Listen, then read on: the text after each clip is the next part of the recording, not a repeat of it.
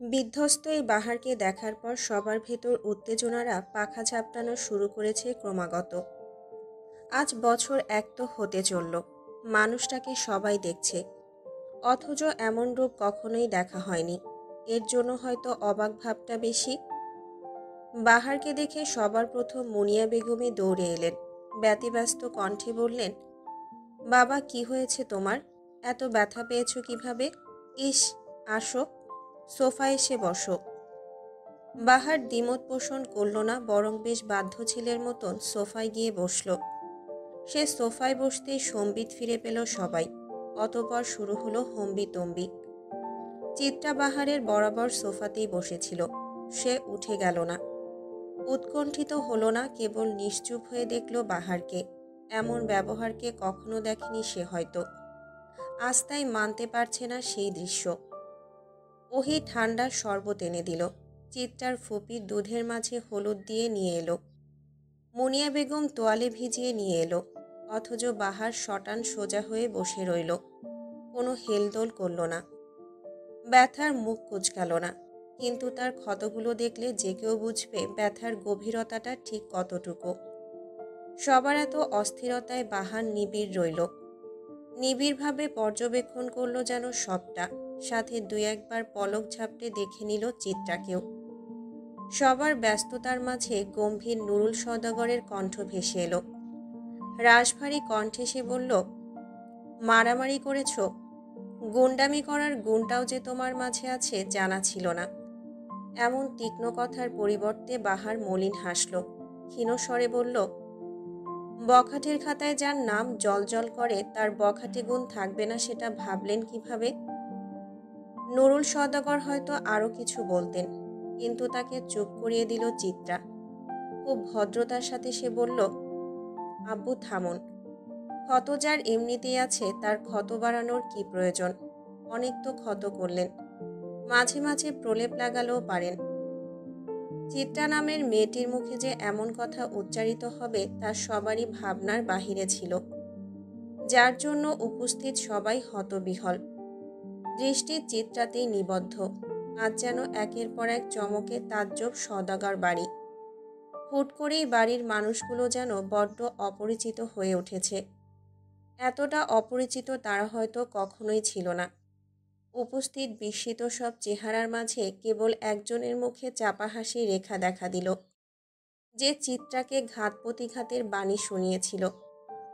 পরপর ছেলে ও মেয়ের এমন উত্তর দেওয়ার ভঙ্গিমায় নুরুল সওদাগরও যেন কথা বলতে ভুলে গেলেন। মেয়ের দিকে কতক্ষণ তাকিয়ে রইলেন নিরুত্তর। আশপাশ হাতড়ে যখন ভাটা পড়ল শব্দগুচ্ছের সমুদ্রে, তিনি নতজানু হয়ে প্রস্থান নিলেন। সে যেন দেখলেন মিছে ক্ষমতার আস্ফলন এখন আর চলবে না। ভ্রমের কার্তুজ ভেঙে পড়ছে অনবরত। নুরুল সওদাগর চলে যেতেই সকলের ভেতর থাকা টান টান উত্তেজনারাও মিয়ে এলো। বুক ভরে শ্বাস নিল সবাই। তারা ভেবেছে এই হয়তো নুরুল সওদাগরের বাজখাই গলা ফেটে পড়বে।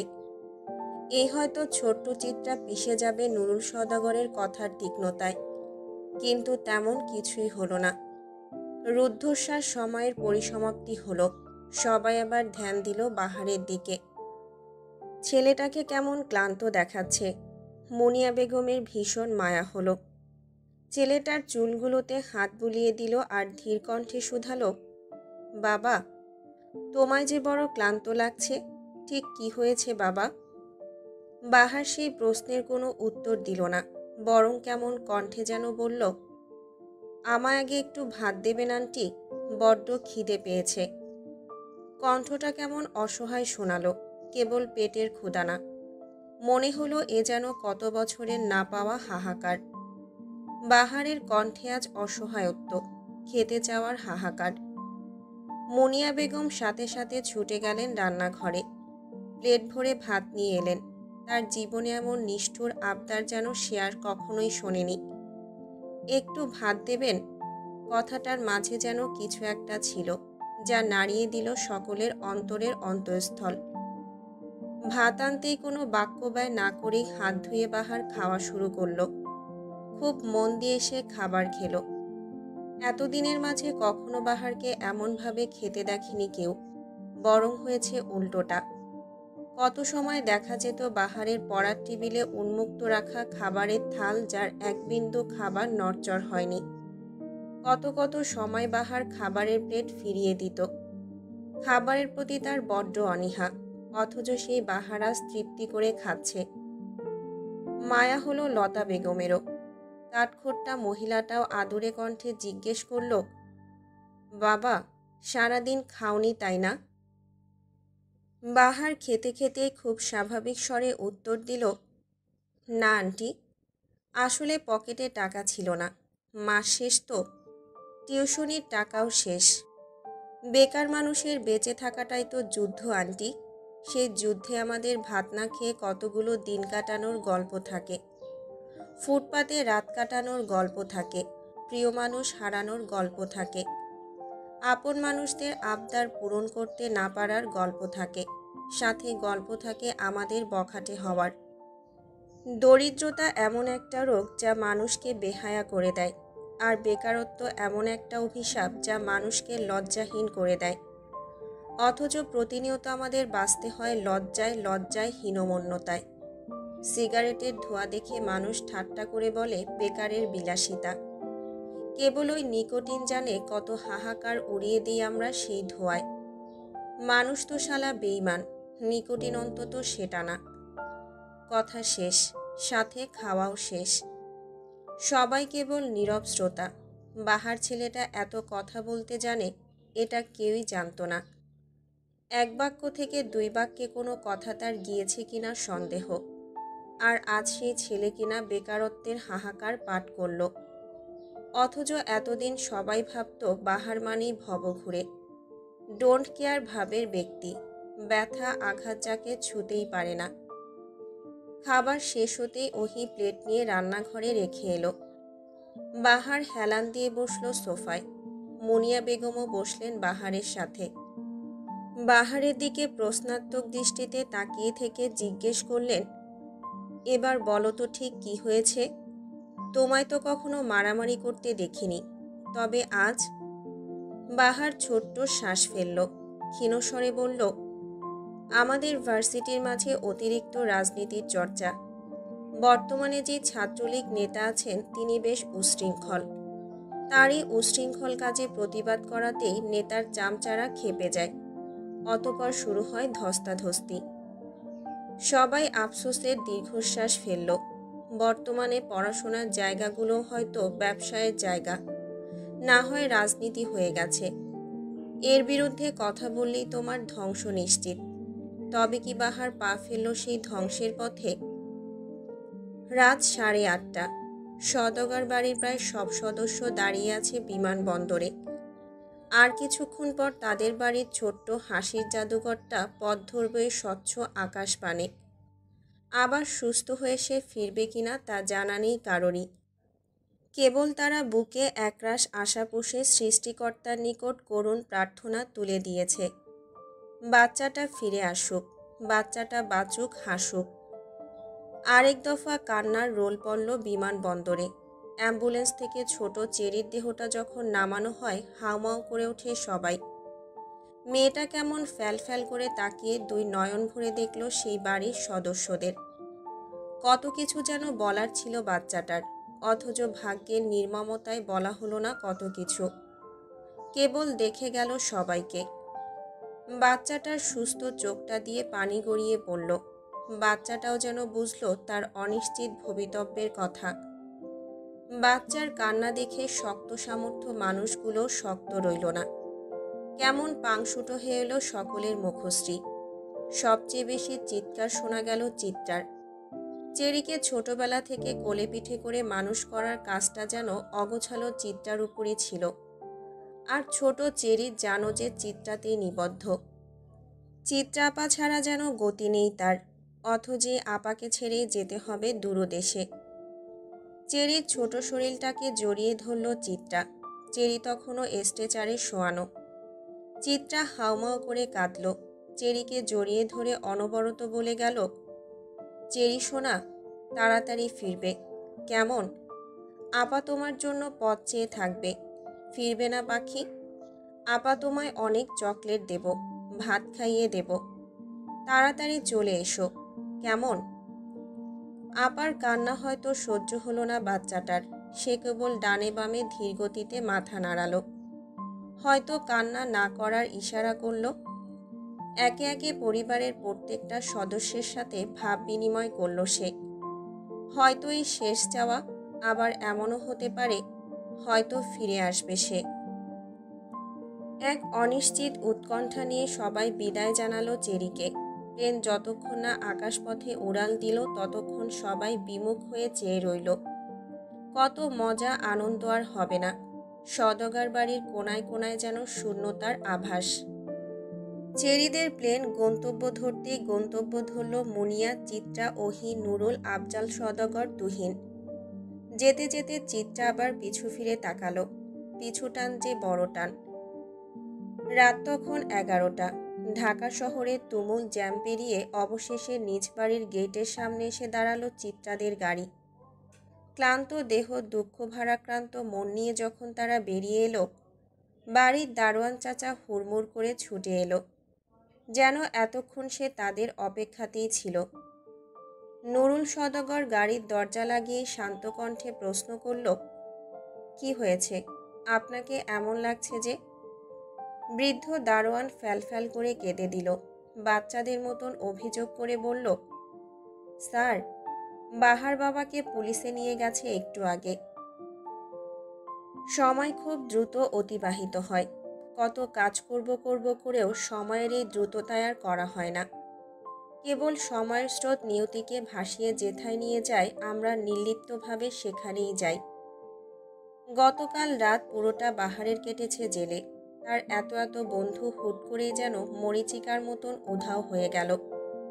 যাদের জন্য বাহার জান দিতে প্রস্তুত আজ তারাই নিরুদ্দেশ। বিপদে পড়লেই তো মানুষ চেনা যায়। অবশেষে আজ দুপুর 2টোয় বাহারকে জেল থেকে ছাড়ানো গেল। এর জন্য আফজাল, সওদাগর আর তুহিন কম কাঠখড় পোড়ায়নি। কত ছোটাছুটির পর অবশেষে তারা কাজে সফল। বাহারকে জেল থেকে বের করেই স্বস্তির নিঃশ্বাস ফেলল তুহিন। রাজনীতির ঝামেলায় ফেঁসে যাওয়া খুব বিরাট রকমের ঝামেলা। জীবন, ক্যারিয়ার সবই ফেঁসে যাবে। জেল থেকে ছাড়া পেয়েই সবাই বাড়ির উদ্দেশ্যে রওনা দিল। ধকল তো আর কম গেল না শরীরে। শরীর যে ভীষণ ক্লান্ত।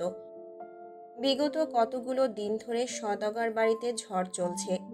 এই ঝড়ের শেষ কোথায়, কতটা নিঃশেষ করার পর তা জানা নেই কারোরই। সূর্যাস্তের ঠিক পূর্ব মুহূর্তে ইতালির ভ্যাটিকান সিটিতে পা রাখে অবনী, সাথে তার অসুস্থ মেয়ে চেরি। আশেপাশের প্রকৃতি মানুষজনের দিকে চোখ বুলিয়ে নেয় সে। কি সুন্দর! অথচ এই সুন্দর তো সে চায়নি।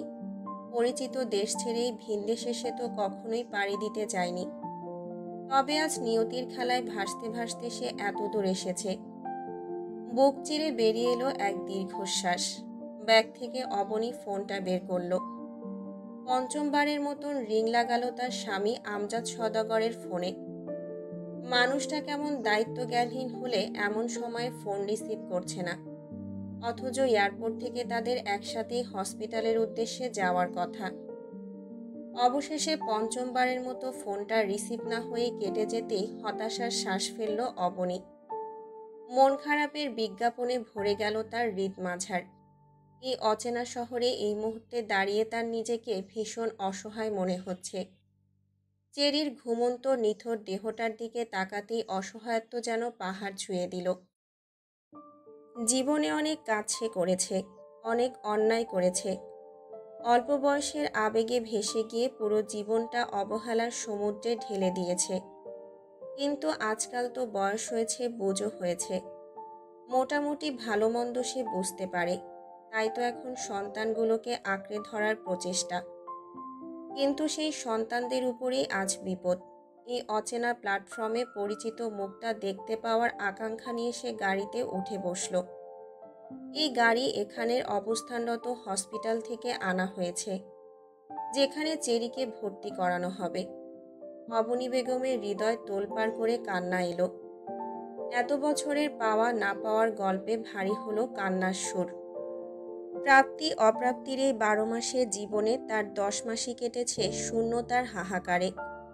এসব বিষাদের গল্পে তার কান্নার গতিবেগ বাড়ল বই কি কমল না। আমজাদ সওদাগর আসেননি এই কথাটা তাকে যত বেশি না কষ্ট দিয়েছে, তার চেয়ে বেশি কষ্ট দিয়েছে তাকে তার ভাবনা যে আমজাদ সওদাগর হুট করে দায়িত্বজ্ঞানহীন হয়ে গেছে।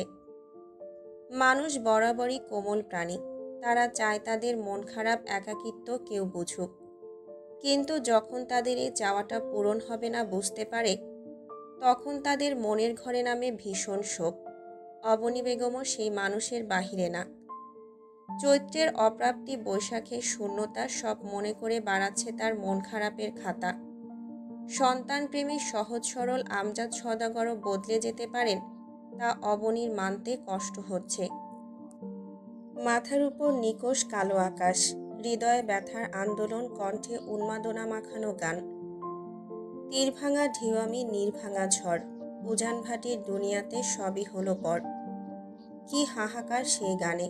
কে জানে কত গল্প মানুষের হৃদয়ে দাফন দেওয়া থাকে, কজনই বা সেসবের খবর রাখে। হাতের গিটারে অনবরত সুর তুলে যাচ্ছে, কখনো গেয়েছে বাহার বখাটে হওয়ার গল্প, কখনো সে সুর তুলেছে বিরহের। পরপর কতগুলো গানের পর থেমে গেল তার হাত। বিরক্তির ঢেকুর তুলে অসহ্য অনুভূতি দেন ঝেড়ে ফেলতে চাইল। চোখ টকটকে লাল তার, মুখে অবহেলার চাপদাড়ি। হাতের গিটারটা ছাদের বেশ প্রশস্ত রেলিংটার উপরে রাখল। পকেট থেকে তার অতি প্রিয় সাথী নিকোটিনকে বের করেই দুই ঠোঁটের মাঝে চেপে ধরল। দিয়াশলাই জ্বালানোর মুহূর্তেই কেউ এসে ছো মেরে টেনে নিল ঠোঁটের ভাঁজে থাকা সিগারেটটা। বাহার অবাক এবং বিরক্ত হল। প্রয়োজনের সময় এমন অপ্রয়োজনীয় কাজ তার বরাবরই বিরক্ত। সিগারেট হলো তার একান্তই ব্যক্তিগত সম্পদ, যার উপর হস্তক্ষেপ করার অধিকার কারণই। বাহার কপাল কুঁচকে সিগারেট ছোমারা ব্যক্তিটার দিকে তাকাতেই বিরক্তিতে চ উচ্চারণ করল।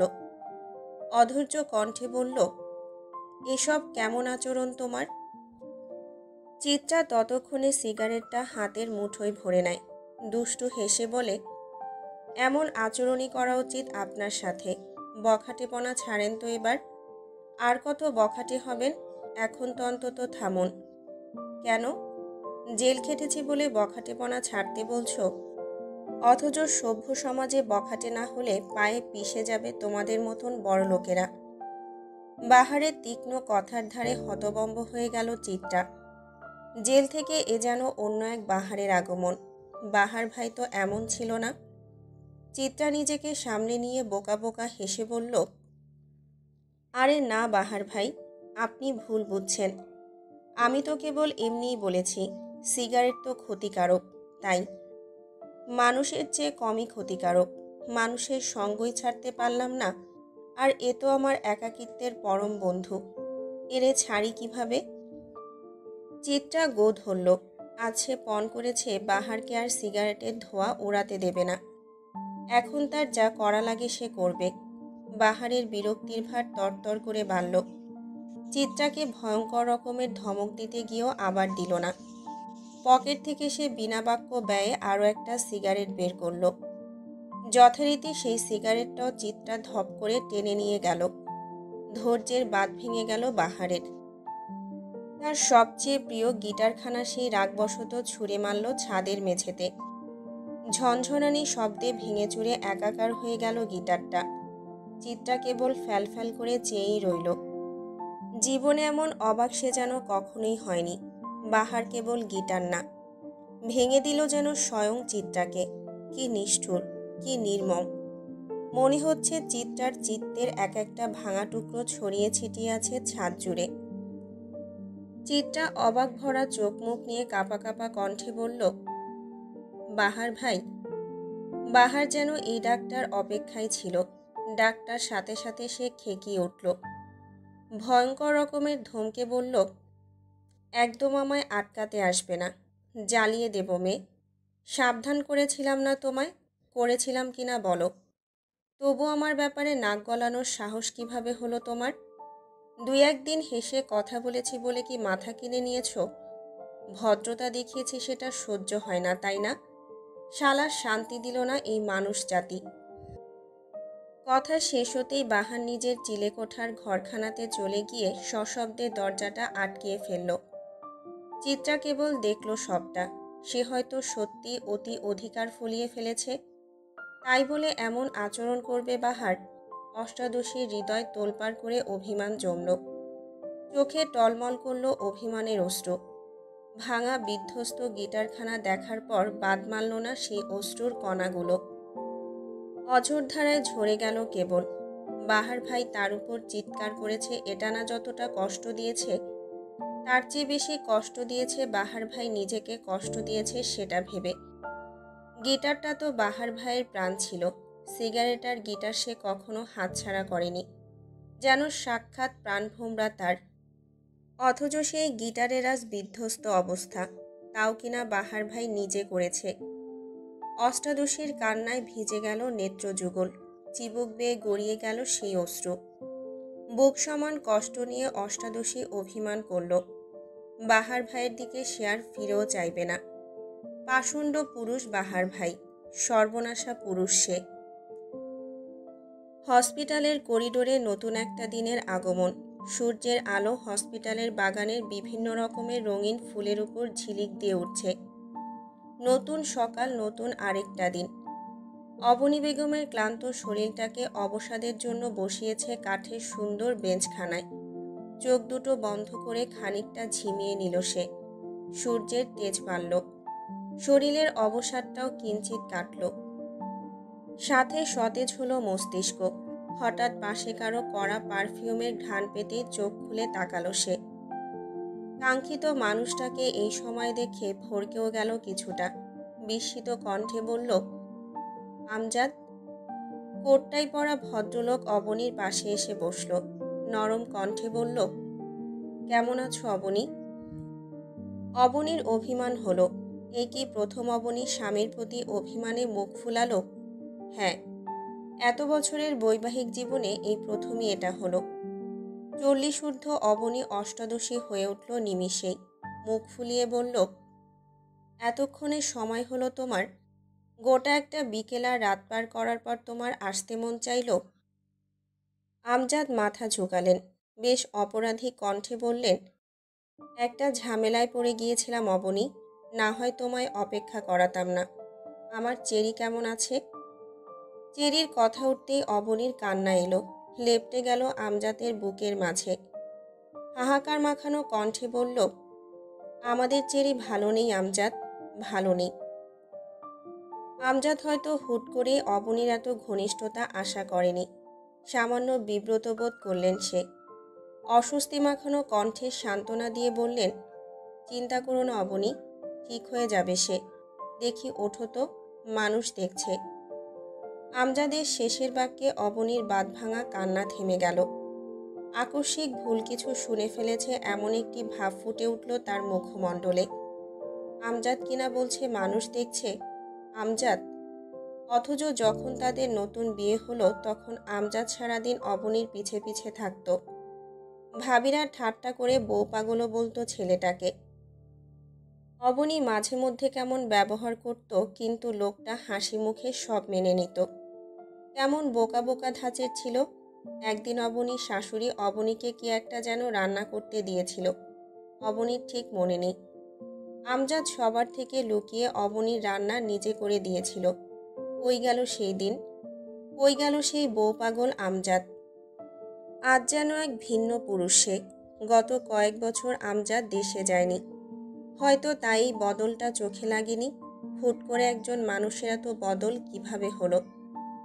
প্রশ্নরা হাতছানি দিল অবনীর হৃদয় জুড়ে। অবনী ক্রন্দনরত ভাঙা কণ্ঠ নিয়ে বলল, তুমি বদলে গেছো আমজাদ, বদলে গেছো। ঘরবন্দি বিবশ বিষণ্ণতায় গোটা একটা দিন গেল। চিত্রা চুপচাপ থম মারা। কারো সাথে কোনো কথা বলেনি গতকাল রাতের পর থেকে। গতকাল সারা রাত সে কেঁদেছে, কেঁদে কেটে চোখ মুখ ফুলিয়েছে। গত 1 বছর বাহার ভাইকে তার অসহ্য লাগে বলে সবার গোপনে হৃদয় মাঝে পুষে রেখেছিল। সে আজ বুঝছে এই বাহার ভাইকে ছাড়া তার গোটা দুনিয়া অসহ্য। কিন্তু বাহার ভাই অসহ্য না। সময়টা ঠিক সন্ধ্যার পরের ভাগ। এই সময়ে বাড়িতে হইচই থাকে কম, যে যার মতন ব্যস্ত থাকে। তুহিন ভাইজান বোধহয় বাহিরে এখনো, দিশান আর ত্রিশান ভাইরাও বোধহয় পড়ছে।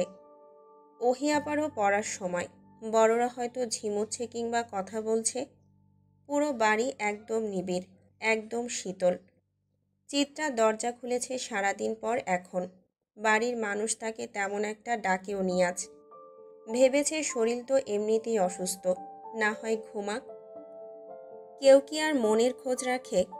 আধার ঘরে অন্য কারো উপস্থিতি অনুভব করতেই চমকে ওঠে চিত্রা। এই সময় কে আসতে পারে তার ঘরে? ভাবতেই বারান্দার দরজায় উঁচা লম্বা পুরুষালীর অব্যয় ভেসে উঠল। চিত্রা অবাক কণ্ঠে বলল, আব্বু। নুরুল সওদাগর এগিয়ে এলেন মেয়ের দিকে। রেলিংয়ে ঠেস দিয়ে দৃষ্টি রাখলেন রাস্তায়। মানুষজন দেখা যাচ্ছে না বারান্দা থেকে। ল্যাম্পপোস্টের আলোয় কত সজীব দেখা যাচ্ছে রাস্তাটা। নুরুল সওদাগর ছোট্ট শ্বাস ফেললেন। রাস্তায় দৃষ্টি রেখে বেশ গম্ভীর কণ্ঠে বললেন, রাস্তা থেকে তো রিক্সা গাড়ির হর্নের শব্দ আসে, তাই না? তোমার রুমটা না হয় বদলে ফেলো, অসুবিধা হয় না? চিত্রা অবাক হলো। বাবার সাথে এমন কথা বলার সম্পর্ক তার নেই। তাহলে আজ বাবা অন্য সুর গাইছে যে? নতুন কোনো বার্তার আগমন তাহলে ভেসে বেড়াচ্ছে পরিবেশে। ওরে পাখি বলিস তারে, কত ব্যথা রাখি গোপন করে। কখনো ব্যথারা মুখ থুবড়ে পড়ে, কখনো বা অশ্রু হয়ে ঝরে। নীল রঙের কালি দিয়ে লেখা ছোট 2 লাইনের কথাগুলো কত সুন্দর, কত ব্যথার। চিত্রা বার কয়েক পড়ল লেখাগুলো। বেশ মনে ধরেছে। সে যখন এসএসসি দেয় তার এখানে সেখানে এলোমেলো অবুঝ মনে কত কথাই লিখে রাখত, কত কবিতায় যত্নে গড়ত। টিনেজার সময়টাই তো এমন। বয়সন্ধিতে এসে ছেলেমেয়ে কিছুটা কাব্যিক হয়ে যায়। তাদের অতি রংচঙে আবেগ ঝরে পড়ে কাব্যের পাতায়। চিত্রাও তাদের থেকে আলাদা না, অথচ সেদিন যে কথাটা লিখেছিল একান্তই ফুরফুরে মনের আবেশ অনুভব করার জন্য, আজ সেই লেখাটাই জীবনের চরম ব্যর্থতা মনে করাচ্ছে। সময় পাল্টাতে ঠিক কতটুকু সময় লাগে? 1 সেকেন্ড বা তারও কিছুটা কম। বা চোখের কাজল ঘেটে মুক্তোর মতন এক বিন্দু অশ্রু গড়িয়ে পড়ে চিত্রার চোখের কোণে থেকে। আহা, কান্নার এত অবাধ্য কেন? সময়টা আগস্টের 17 তারিখ শুক্রবার। বেলা এখন ঠিক অপরাহ্ন। চিত্রার শরীরে নীল রঙের শাড়ি জড়ানো, চোখে গাঢ় কাজলের প্রলেপ। অভিমানিনীর প্রগাঢ় অভিমান ঢাকতে যেন সক্ষম সেই কাজল। হয়তো নয়নের গভীরে লুকিয়ে থাকা অনুভূতিদের লুকানোর জন্য এই ব্যবস্থা। শ্যামলা শরীরে গাঢ় নীল রঙটা ঠিক খারাপ লাগছে না, চলনসই থেকেও আরও 2 ধাপ বেশি ভালো লাগছে। পিঠ অবধি চুলগুলো বাতাসে উঠছে তার। আজকে বিশেষ দিন তার জীবনে, তাই এত সাজগোজ। জীবন তো কিছুর জন্য থেমে থাকে না। সে জীবনকে এগিয়ে নিয়ে যেতে হয় অনেক দূর। যদি এগিয়ে যাওয়াটা খুব দ্রুত হয় তবুও বোধহয় খারাপ হবে না। অপেক্ষিত সময়ের অবসান ঘটল। বাহিরের ঘর থেকে চিত্রার ডাক ভেসে এলো। এই তো চিত্রার ডাক পড়েছে। নতুন কিছু শুরু হওয়ার আহ্বান এসেছে। চিত্রা বিছানায় বসে রইল। বুকের মাঝে যন্ত্রণাদের বিক্ষোভ মিছিল। তাদের যেন প্রতিবাদ বুকের মাঝে ঠাঁই দেওয়া মানুষটাকে ছাড়া আর কাউকে সহ্য করবে না চিত্রার জীবনে, কখনোই না। চিত্রা শ্বাস নিল, অনুভব করল এই চারপাশে বাহার ভাইয়েরই কেবল অস্তিত্ব। এই যে আলমারির ভেতর রাখা বাহার ভাইয়ের শুভ্র রঙের টি শার্ট, বইয়ের টেবিলের উপর বাহার ভাইয়ের নোটস, ড্রেসিং টেবিলের ড্রয়ারের ভেতর বাহার ভাইয়ের কত শত ফেলে দেওয়া আধ খাওয়া সিগারেট। এই যে হৃদয় মাঝে পুষে রাখা আস্ত একটা বাহার ভাই। সব জায়গাতেই তো মানুষটা। তবে তাকে ভোলার জন্য এত আয়োজন কেন? এই আয়োজনের সার্থকতা কোথায়? ভাবনার মাঝেই চিত্রার ঘরে প্রবেশ করল তার মা মুনিয়া বেগম। চোখে চিকন গ্লাসের চশমা, শরীরে কালো শাড়ি, মুখে চিকচিক করা ঘামের বিন্দুকণা। সে এসেই ব্যস্ত ভঙ্গিতে বলল, চিতু, তুমি সাজগোজ করেছো কেন? বাবার সাথে পাগল হয়েছ? সেখানে তুমি যাবে না, নিজের এত বড় ক্ষতি করার জন্য উঠে পড়ে কেন লেগেছ? আর তোমার বয়সই বা কত? এই বয়সে কিসের বিয়ে? কোনো বিয়ে টিয়ে হবে না। মায়ের ব্যস্ততা মেশানো কথার পরিপ্রেক্ষিতে জবাব দিল না চিত্রা। কেবল মায়ের মুখের দিকে তাকিয়ে রইল অনিমেষ। মাটা এত সুন্দর কেন? ভাইয়াও মায়ের মতন সুন্দর। তাদের দেখলেই কেমন চোখে শান্তি শান্তি লাগে। ভালো লাগায় ছেয়ে যায় হৃদয় জমিন। মেয়ের কোনো হেলদোল না দেখে বিরক্ত হলো মুনিয়া বেগম। বিরক্তিকর কণ্ঠে বলল, তোমায় কি বলেছি শুনেছ? বিয়ের আশা বাদ দাও। তোমার বাবার তালে নাচা বন্ধ করো। এতটুকু একটা জীবন তোমার। বিয়ে তো করতেই হবে আম্মু। সমাজের চিরপরিচিত প্রথা অনুসারে মেয়েদের তো আজীবন বাবার ঘরে থাকার নিয়ম নেই। যেতে যেহেতু হবে তবে আগেই যাই। পরে তো মায়া আরও বেড়ে যাবে আম্মু। মুনিয়া বেগম মেয়ের কথায় হতভম্ব হয়ে গেলেন। কাঁপা কাঁপা কণ্ঠে বললেন, চিত্রা, কি বলছো এসব? ভুল বলেছি আম্মু? তোমরা কি আর আমায় চিরদিন রেখে দেবে বলো? একদিন তো হস্তান্তর করা হবে আমাকে, তবে আজ কেন নয়? জীবনটা আমারই এক একজনের হাতে কেবল হস্তান্তরিত হয়েই যাবে, পড়ে পাওয়া কি না। চিত্রা। মুনিয়া বেগমের কণ্ঠে চরম বিস্ময়। সে বিস্ময়ের স্রোতে যেন কথারই খেই হারিয়ে ফেলল। সারাদিন দুষ্টুমিতে মত্ত থাকা চিত্রারাজ কথাগুলোর ওজন বেশি। এত ভারী কথা যে আশা করেননি মুনিয়া বেগম। তাহলে আজ মেয়েটাকে এত অপরিচিত লাগছে কেন? কেমন অপরিচিত একটা অব্যয় মেয়েটার মাঝে। মুনিয়া বেগম হয়তো আরও কিছু বলতেন, কিন্তু তন্মধ্যেই নুরুল সওদাগরের আগমনে কথার নদীতে ভাটা পড়ল।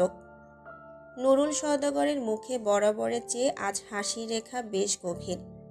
চোখে মুখে কেমন যেন একটা রাজ্যের শান্তি। শান্তিটা ঠিক কিসের? সবচেয়ে অপছন্দের মানুষটাকে চোখের সামনে দেখতে হবে না, এটাই কি কারণ তবে? মুনিয়া বেগম নিজের স্বামীর দিকে তাকালেন, তাচ্ছিল্য করে বলে উঠলেন, আমার মেয়ের ধ্বংস না ডেকে আনলেও পারতে। নুরুল সওদাগর হয়তো প্রস্তুত ছিলেন না স্ত্রীর এহেন কথায়, তাই সে কিংকর্তব্য বিমূঢ় হয়ে গেলেন। বিস্মিত কণ্ঠে বললেন, কি বলছো এসব? চিত্রা আমারও মেয়ে, ভুলে যেও না।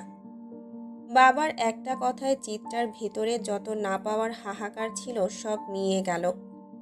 জীবনের 18টা বছর সে কেবল অপেক্ষা করেছিল বাবার মুখ থেকে এই কথাটা শোনার জন্য। আজ মনে হচ্ছে বেঁচে থাকাটা সার্থক। বাবার আদর পাওয়ার জন্য চিত্রা এমন কয়েকটা অযৌক্তিক সিদ্ধান্ত না হয় মাথা পেতে নেবে, তবুও তো তার বাবার ভালোবাসা পাবে, এই ঢের। আচ্ছা, চিত্রা তোমার মেয়ে? কবে থেকে তাকে মেয়ে মানা শুরু করলে? তোমার জাত যাবে না? স্ত্রীর বিদ্রূপের হাসি দেখে গা জ্বলে উঠল নুরুল সওদাগরের। সে বেশ খানিকটা জোরেই বলল, মুনা, সাবধানে কথা বলো। বাড়ি ভর্তি মেহমান নাটকটা বন্ধ করো। আমি চিত্রার খারাপ চাইব না নিশ্চয়ই? ভালো কেন চাইতে আসছো? আমার মেয়ের ভালোটা তোমার না চাইলেও হবে। যাদের ভালো এত বছর চেয়ে এসেছো তাদেরটাই চাও, নাকি তাদের জন্যই আমার মেয়েরই সর্বনাশ করছো? কোনটা? মুনিয়া বেগমের কথা শেষ হতেই তার ডান গালে সশব্দে চর বসালো নুরুল সওদাগর। এই ঘটনাটা মুনিয়ার চিত্রা দুজনের কাছে অপ্রত্যাশিত ছিল। মুনিয়া বেগম তাই নিশ্চুপ হয়ে স্বামীর মুখের দিকে তাকিয়ে রইল। তন্মধ্যেই ওহি এলো। চিত্রাকে ধরে নিয়ে গেল পাত্রপক্ষের সামনে। চিত্রা কেবল পাথরের ন্যায় হেঁটে গেল। এই জীবনে হুট করেই তার চাওয়া পাওয়াগুলো হাওয়ায় মিলিয়ে গেল। কেবল মনে হলো বিফলেই বেঁচে থাকা। সময়টা ঠিক মধ্যরাত। ভিনদেশের মাটিতে পা রেখেছে অবনী আজ 5 দিন হতে চলল। বাড়ির সবাই তাদের নিয়ম করে খোঁজ নিচ্ছে, কিন্তু তবু অবনী কোথায় নিজেকে একা ফিল করে। এই একা অনুভব করাটা একাকিত্ব না বোধ হয়। আমজাদের মাঝে পুরনো আমজাদকে খুঁজে না পাওয়াটাই এই একা অনুভব হওয়ার কারণ। মানুষ সচরাচর যাকে যেভাবে দেখে অভ্যস্ত তাকে সেভাবেই দেখতে চায়। মানুষেরও যে বদল আসতে পারে তা যেন আমরা ভাবতে পারি না, বা কোথাও একটা মানতেও পারি না।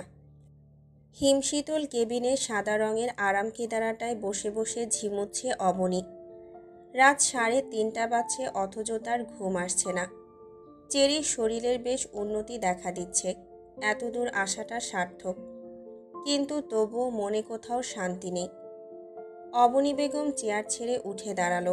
কতক্ষণ এপাশ ওপাশ হাতড়ে নিজের ফোনটা হাতে নিল। কল লাগালো আমজাদ সওদাগরের ফোনে। আমজাদ সওদাগর প্রতিদিনই এসে মেয়েকে দেখে যান, অথচ থাকেন না। এমনকি অবনী বেগমকেও যেতে বলেন না আমজাদ সওদাগরের বাসায়। বিষয়টা ভীষণ অদ্ভুত হলেও অবনী এতদিন মাথা ঘামায়নি। অথচ আজ মাঝরাতে তার এই কথাখানা মাথায় এলো। গত 5 দিন যাবৎ অবনী হসপিটালেই আছেন। আমজাদ তাকে বাড়িতে গিয়ে বিশ্রাম নিতে বলেনি। প্রথমবার কলটা বাজতে বাজতেই কেটে গেল। অবনীর মুখ চোখ কুঁচকাল। তার হঠাৎ করেই সর্বাঙ্গে অস্বস্তি ছেয়ে গেল। তার মনে হলো তার অজান্তেই হয়তো ভীষণ অদ্ভুত কিছু হচ্ছে এই ভিনদেশে, যা খুব সস্তা আবরণে ঢেকে আছে। অবনী বেগম ঘুমন্ত চেরির দিকে তাকিয়ে একটা বড় নিঃশ্বাস ছাড়লেন। এই মাঝরাতেই সে সিদ্ধান্ত নিল আমজাদ সওদাগরের বাসায় যাওয়ার। যতটুকু জানে সে, হসপিটাল থেকে বাসার দূরত্ব মাত্র আধা ঘন্টা। বাড়ির ঠিকানাটাও তার জানা আছে। এই মাঝরাত্রিরে যে কোনো মূল্যেই তার সংশয় অস্বস্তির পরিসমাপ্তি ঘটাতে হবে। তার মন যে মিছে ভয়ের আতঙ্কে তোলপাড় হচ্ছে, তা এই মুহূর্তে মেটাতে হবে। হসপিটালের নার্সকে চেরির কাছে রেখে এই ভিনদেশের অপরিচিত রাস্তায় পা চালালো বাঙালি এই নারী। বাঙালি স্ত্রীদের আলাদা একটা শক্তি আছে। তারা সন্তানার স্বামীর ক্ষেত্রে অদ্ভুত শক্তি, সাহস পেয়ে যায়। সোফায় বসে থাকা বেশ সুন্দর দেখতে ছেলেটাই চিত্রাকে দেখতে এসেছে। নুরুল সওদাগরের ডিপার্টমেন্টেরই একজনের ছেলে সে, নাম নওশাদ। ছেলেটাকে নির্দ্বিধায় সুপুরুষ বলা যাবে। ফর্সা শরীর, উচ্চতাও যথেষ্ট সুস্বাস্থ্য। কি ভীষণ সুন্দর। কালো রঙের পাঞ্জাবিটা বেশ মানিয়েছে শরীরে। ছেলেটার মা বাবাও ছেলেটার সাথে এসেছে। বেশ সুশীল পরিবারই মনে হলো। বেশ হেসে হেসে কথা বলল। এক দেখায় তাদের মেয়ে পছন্দ হয়েছে সেটাও বলেছে। চিত্রা মাথায় ঘোমটা দিয়ে কেবল ঠায় বসে রইল। ড্রয়িং রুম জুড়ে সবাই যার যার মতন দাঁড়িয়ে আছে, বসে আছে। চাঁদনির হাজবেন্ড মাহাতাবও আছে। শুক্রবার যেহেতু তার অফিসও বন্ধ। ছেলের বাড়ি থেকে প্রস্তাব দিল তারা আজই আংটি পরিয়ে যেতে চায়। নুরুল সওদাগরের মুখের হাসিটা বিস্তৃতি লাভ করল। অথচ সবাই তখনও হতবম্ব আহাম্মক বনে আছে। তারা যেন কিছুতেই বুঝতে পারল না।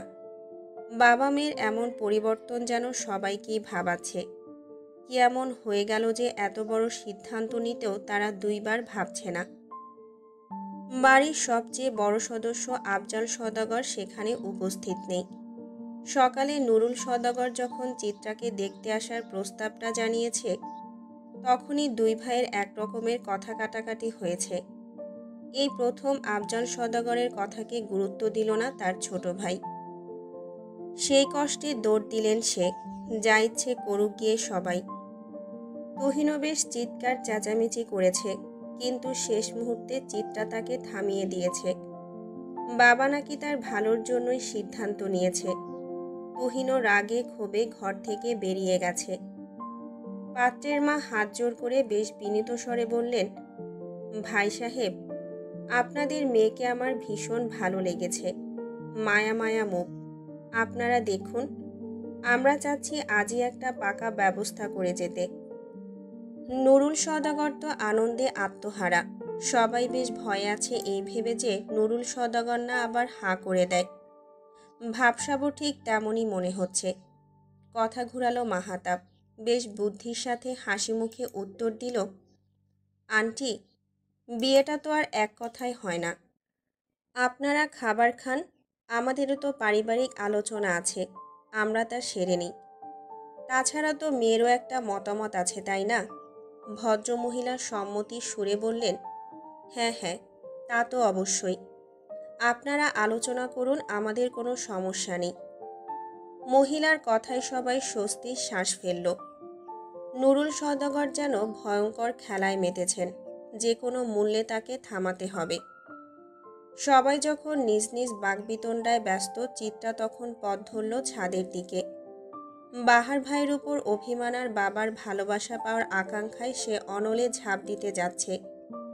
তবুও কি বাহার ভাই তাকে আটকাবে না, বলবে না থেকে যেতে?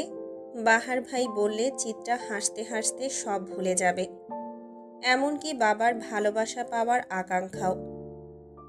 সচরাচর আশ্বিন মাসে ঝড়ের আভাস পাওয়া যায় না। পেঁজা তুলোর দলেরা ছুটে যায় আকাশ ঘেঁষে।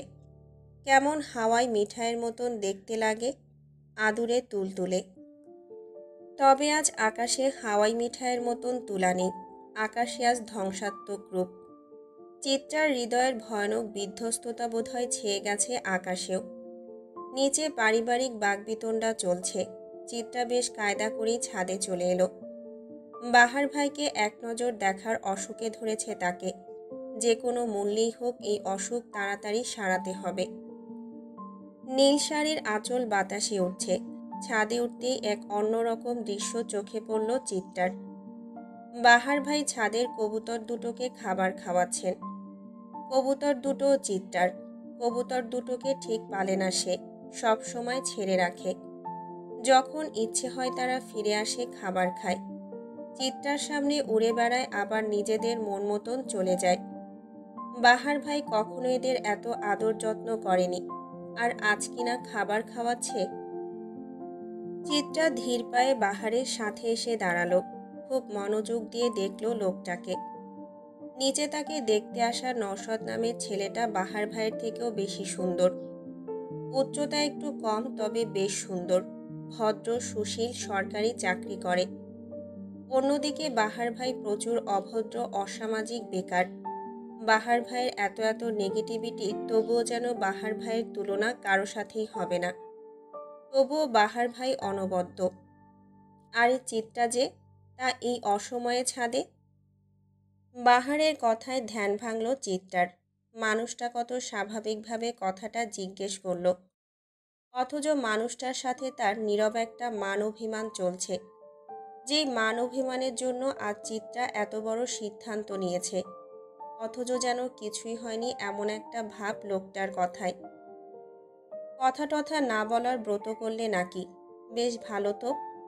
কথা না বললে মানুষ তোমাকে সিরিয়াসলি নেবে, একটা পাত্তা পাবে, বুঝলে চিত্রা? তোমার বাপ তো এমনিই দাম দেয় না। এখন যদি কথা না বলার কারণে একটু পাত্তা পাও, তাহলে খারাপ হবে না। বাহারের ঠাট্টা মারা কথায় খানিক রেগে গেল চিত্রা।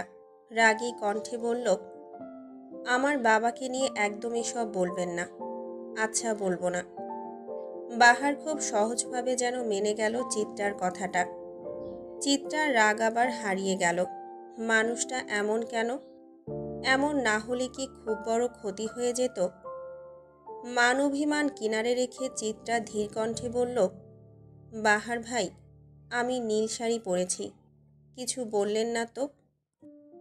বাহার কবুতরকে খাবার খাওয়াতে খাওয়াতে একবার হালকা করে তাকালো চিত্রার দিকে। তারপর আবার নিজের কাজ করতে করতে বলল, বেশ ভালো তো। তা তোমার শরীরে নীল শাড়িটা তেমন মানাচ্ছে না। তুমি বরং সাদা শাড়ি পরতে, মেঘের মতন লাগবে। বাহারের কথায় চিত্রার অভিমানেরা মাথাচাড়া দিয়ে উঠল, চোখ মুখ টলমল করে উঠল। বাহার ভাই এভাবে বলতে পারল, অথচ অষ্টাদশী বোঝেনি বাহার ভাই তার গোপন একটা ইচ্ছের কথা কেমন করে জানিয়ে দিল। বুঝলে অভিমানের জায়গায় ভালো লাগার সৃষ্টি হতো যে। বাহার আর চিত্রাকে সিক্ত করতে আকাশ চিরে বেরিয়ে এলো বৃষ্টির ফোঁটারা। হুট করেই তার আগমনে তাজ্জব মানব মানবী, ভিজে একাকার দুজনে। তন্মধ্যেই চিত্রা বলে উঠল, বাহার ভাই, আজ আমাকে দেখতে আসছে। ওরা আজই আংটি পরিয়ে যেতে চায়। ও তাই নাকি? বাহ, দারুণ খবর দিলে তো। মিষ্টি খাওয়াবে না? চিত্রা অবাক হলো বাহারের উত্তরে। বিস্মিত কণ্ঠে বলল, আপনি জানতেন না এটা? না তো। তোমাদের পারিবারিক ব্যাপার আমি আর কেমন করে জানব? উত্তরটা বেশ স্বাভাবিকভাবে দিল চিত্রার মন মানতে চাইল না। সে দিবানিশি যে ছেলেটার জন্য পড়ে, সেই ছেলেটা নাকি তার এত বড় খবরটাই জানতো না। এ কেমন মানুষ! চিত্রার অশ্রুরা ততক্ষণে বৃষ্টির পানিতে মিলেমিশে একাকার। কাঁপা কাঁপা কণ্ঠে সে বলল, আপনি কি কিছু বলবেন না বাহার ভাই? হ্যাঁ বলবো তো। নতুন জীবনের জন্য তোমাকে শুভেচ্ছা।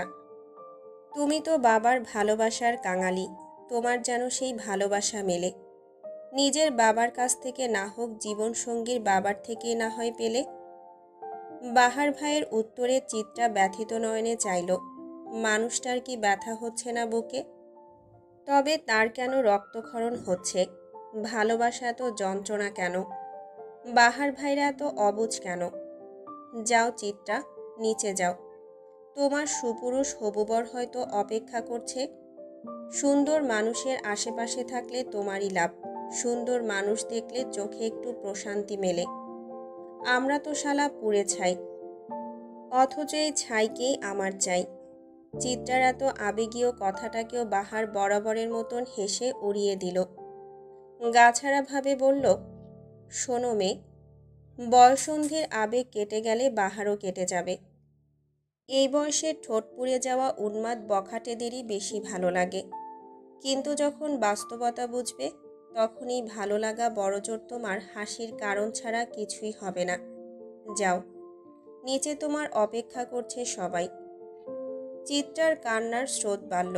2 কদম বাহারের দিকে এগিয়ে গিয়ে কেবল উচ্চারণ করল, বাহার ভাই।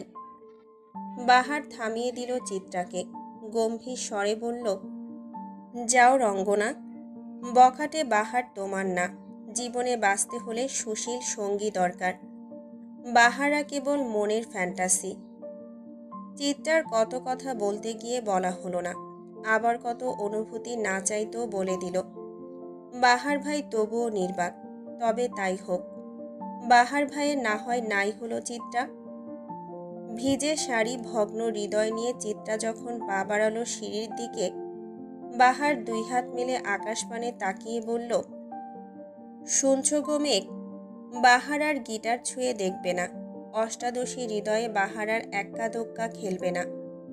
বাহার যে খুব নির্মমভাবে সেই দুটো জিনিসই ভেঙে দিয়েছে। বাহারের আর কেউ নেই মেঘ, না গিটার আর না অষ্টাদশী। চোখ বন্ধ করে আপন মনে গেয়ে উঠল রঙ্গনার বাহার ভাই। ভালোবাসা হয় যদি পাঠশালা, প্রেমের আরেক নাম কাটার জ্বালা। কাটার জ্বালা।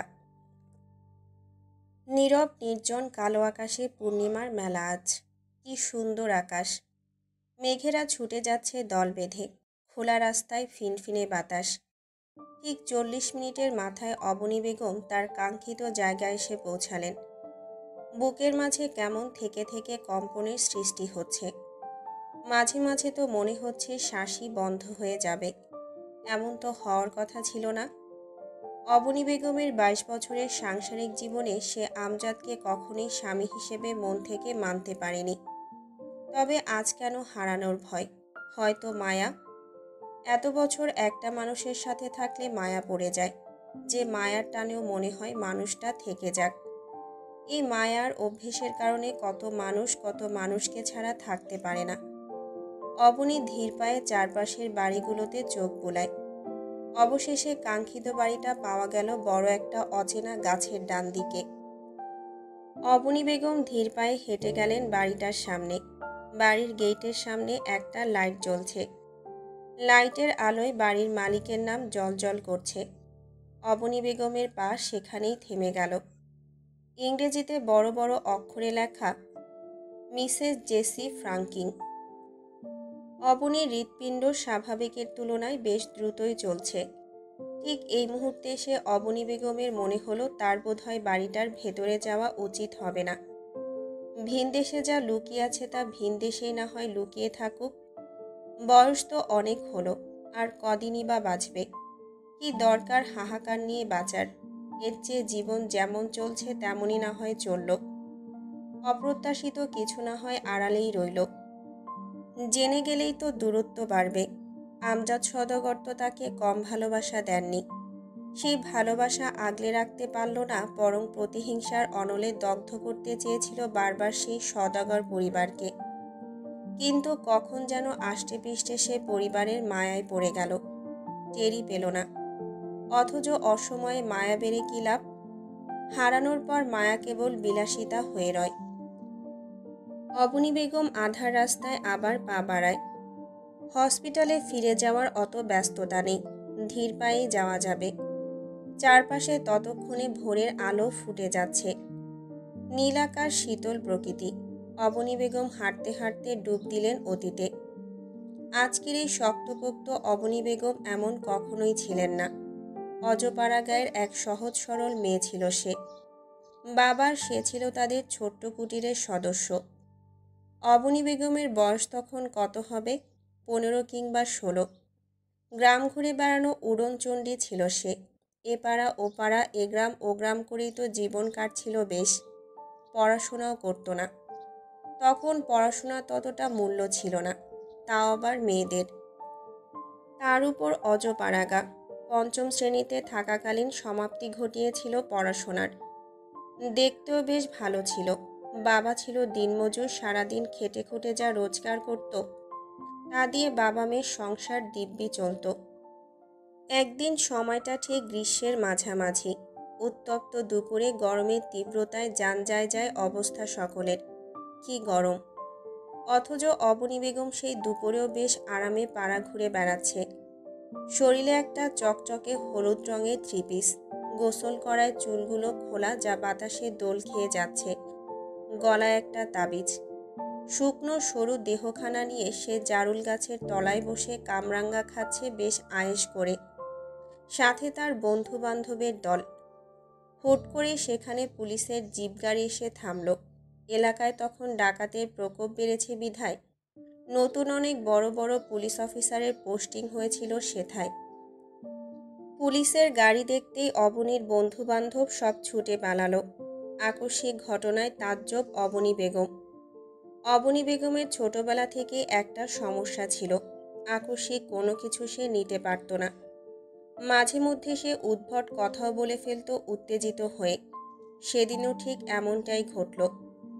পুলিশ দেখে সব ছেলেমেয়ে যখন পালিয়ে গেল, অবনী তখনও ঠায় বসে আছে। তখন ছেলেমেয়ে পুলিশকে বাঘভাল্লুকের মতন ভয় পেত। যেন কি ভয়ঙ্কর প্রাণী এই পুলিশ। জিপ গাড়ি থেকে তখন বেশ সুঠামদেহী শ্যামলা বর্ণের একজন গম্ভীর মতন পুরুষ নেমে এলো। নেমেই সে অবনীর কাছে চলে এলো। অবনীর হাতে কামরাঙা, চোখে বিস্ময়। লোকটি অবনী বেগমের কাছে এসে ভরাট স্বরে প্রশ্ন করলেন, এই যে নারী, গাছতলায় কি শুনি? ভর দুপুরে এমন জঙ্গলে কি করছেন? অবনী বেগম এর আগে কখনো অপরিচিত পুরুষের সান্নিধ্যে যায়নি। সেদিন হঠাৎ অপরিচিত পুরুষটিকে সামনে দেখে ভয়ে অস্বস্তিতে তার চোখ টলমল করে উঠল। ঠোঁট উল্টে ফেলল কেঁদে দেবে দেবে ভাব। অবনীর লম্বাটে মুখখানায় কালো মেঘের আনাগোনা দেখে ভরকে গেল পুলিশের পোশাকে থাকা গম্ভীর সেই মানবটা। ব্যতিব্যস্ত কণ্ঠে বলল, এই যে জারুল কন্যা, কেঁদো না, ভয় পাচ্ছ? আমি তোমায় বকিনি তো? জারুল কন্যার নাম শুনতেই অবনী বেগমের কান্না থেমে গেল। সেই প্রথম অবনী বেগমের মনে কোনো পুরুষের আদল ভেসে উঠল। সেই প্রথম অবনী বেগম কিছু ভিন্ন অনুভূতির সাথে পরিচিত হলেন। হঠাৎ গাড়ির হর্নে ধ্যান ভাঙে অবনীর। অতীত ভাবতে ভাবতে আকাশের নীলাভ রং সরে গিয়ে সাদা সাদা মেঘে ভরে গেছে। দিনের আলো ফুটে গেছে। অবনী বেগম হসপিটালের সামনে চলে এসেছে। টেরই পেল না। অতীত এমনই মধুময় জিনিস যা ভুলিয়ে দেয় বর্তমান। তাই তো মানুষ সাদা আফসোসের গান গেয়ে অতীত নিয়ে ঘুরে বেড়ায়। আজ শনিবার। সওদাগর বাড়িতে তুমুল নীরবতা। হইচই নেই কোনো রকমের। তৃষানার দিশানাস হোস্টেলে চলে গিয়েছে। ওহি ভার্সিটিতে, চিত্রা নিজের কলেজে। ছেলেরা যার যার কাজে। তুহিন গতকাল রাগ করে যে বাইরে গেল আর ফিরে আসেনি। তুহিনের রাগ বরাবরই অনেক বেশি। খুব সহজে না রাগলেও রাগ উঠলে আর হুঁশ থাকে না। চঞ্চল বাড়িটা কেমন নিস্তব্ধতায় ছেয়ে গেল। খাবার টেবিলের হইচই আর হয় না। টিভি চ্যানেল নিয়ে ভাই বোনদের আর মিছে মিছে তুমুল ঝগড়া হয় না। মাছের বড় টুকরোটা কে খাবে তা নিয়ে আরেক দফা বাকবিতণ্ডাও আর হয়নি। কেমন বাড়িটার প্রতিটা কোণায় হাহাকার ল্যাপটানো। আফজাল সওদাগর তার নিজের ঘরে শুয়ে আছেন, কপালে হাত রেখে চোখ দুটো বন্ধ। রোজা সওদাগর কপালের ঘাম মুছতে মুছতে ঘরে প্রবেশ করতেই তার চোখ যায় স্বামীর নিস্তব্ধ দেহটার দিকে। রোজা বেগমের বড্ড মায়া হয় স্বামীর জন্য। স্বামীর জন্যই রোজা সওদাগর কত কিছুই না করেছে, কত অন্যায় না মেনে নিয়েছে, কেবল স্বামীর মুখের হাসি দেখার জন্য। অথচ আজ সেই স্বামী কিনা নিশ্চুপ। এই পরিবারটাকে সবসময় এক আঁচলের ছায়াতলে সে রাখতে চেয়েছিলেন। তবু আজ কোথায় যেন ভাঙার সূত্রপাত দেখা দিয়েছে। একটা নারীর সংসারের চেয়ে বড় আর যে কিছুই নেই। স্বামীকে এক ধ্যানে মগ্ন হতে দেখে রোজা সওদাগর স্বামীর পায়ের কাছটায় এসে বসলেন। ধীর কণ্ঠে শুধালেন, আপনি কি জেগে আছেন? আফজাল সওদাগরের ধ্যান ভাঙল, কিন্তু অবস্থার পরিবর্তন করলেন না। যেমন আছে তেমন থেকেই বললেন, হ্যাঁ, জেগে আছি। কিছু বলবে? আপনার কি মন খারাপ? মন খারাপ হওয়াটা স্বাভাবিক না রোজা? যে ভাইদের জন্য এত কিছু করলাম, আজ তারাই দাম দিচ্ছে না। এর চেয়ে কষ্ট আর আছে বলো? বাবা মা যখন মারা গেলেন, দুটো ভাই একটা বোনের বটগাছ হয়ে দাঁড়ালাম আমি, অথচ আজ আমি মূল্যহীন। রোজা সওদাগরের খারাপ লাগলো। তার স্বামী প্রীতি বেশি, স্বামীর কষ্ট সে মানতে পারে না কখনোই। রোজা সওদাগর আশ্বাসের স্বরে বললেন, আপনি চিন্তা করবেন না। নুরুল আজকাল কেমন যেন হয়ে গেছে, বয়স বাড়ছে তো। আর আপনি তো চিত্রার বিয়ের কথা আটকাতে চেয়েছিলেন, তা আটকে গেছে। আপাতত দেখে গেছে, পরে কথা আগানো হবে বলা হয়েছে। আর মন খারাপ করবেন না।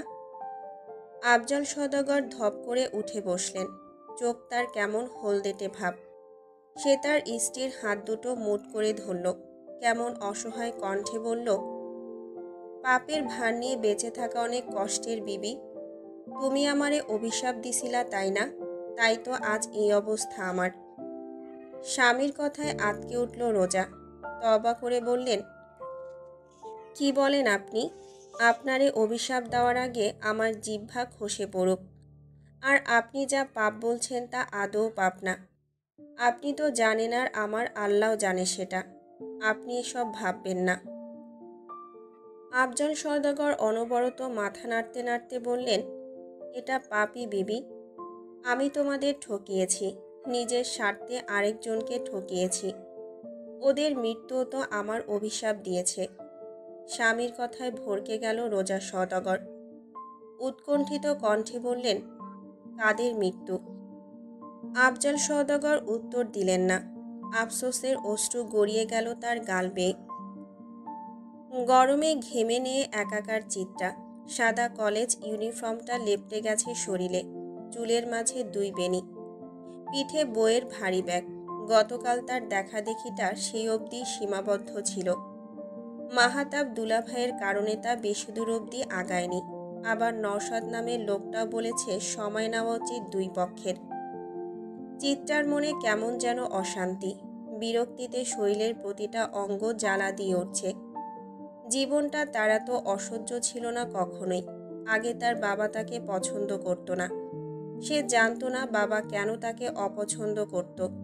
কিন্তু যখন সে জানল বাবার অপছন্দের কারণ, তখন থেকে চিত্রা নিজেই আর নিজেকে পছন্দ করছে না।